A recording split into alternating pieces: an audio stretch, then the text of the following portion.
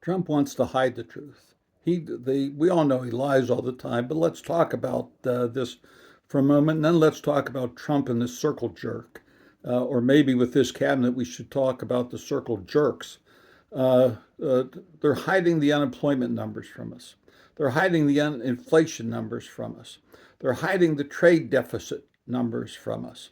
They've done away essentially with the Bureau of Labor Statistics so that we don't have those numbers because they think if they keep them from us that we're dumb enough to not understand that inflation is going up, that over 1,100,000 jobs have been lost so far this year, that the housing market, mortgage foreclosures are up 20%, and people are taking houses off the market because they can't sell them.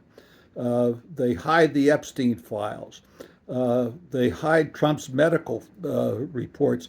Imagine he says his report from his MRI is perfect and his medical records are perfect, but he won't show them to us.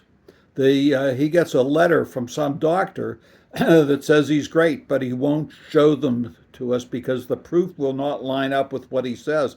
In fact, I'm beginning to get a little suspicious about the ear injury when he was shot at in Butler County, Pennsylvania, because he won't release the medical files. And the only reason you don't release those things when you brag about them is because they won't line up with the truth. What else don't we have released? He refuses to release, and Hegseth refuses to release the video showing what is euphemistically called a second tap, which is a second missile that destroyed people in an upside down boat 1,000 miles from the U.S. border. Why won't you release it? Because they don't line up with what they're saying. If you're going to talk about it, show it to us. Show us the proof, show us the facts, and let us make a decision. Otherwise, keep your goddamn mouth shut and don't say anything about it because we know you can't tell the truth. And if you were telling the truth, you'd show us the videos, you'd show us the tapes, you'd show us the files. So now let's talk about the jerks in the circle along with Trump. Trump exercises or imposes, what in my view, illegal tariffs. But tariffs, as everybody knows and will admit, is simply a tax on U.S. citizens. One way or another, we pay for it.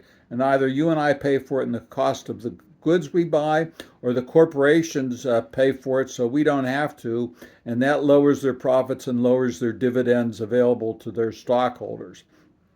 Uh, Now he's also engaged in a huge tariff war with China. This itself is becoming a joke because China cut off buying soybeans from U.S. farmers that used to be at $48 billion a year.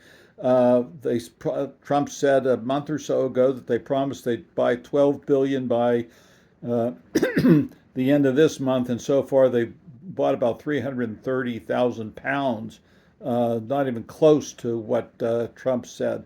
Meanwhile, uh, the farmers are getting badly hurt. So Trump's announced that he's going to pay the farmers who grew soybeans, and some of those are major corporations, not just family farms. He's going to pay them $12 billion.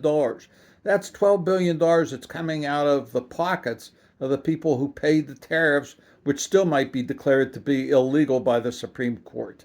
Uh, or not illegal, but unlawful. There's a difference, but that's beside the point.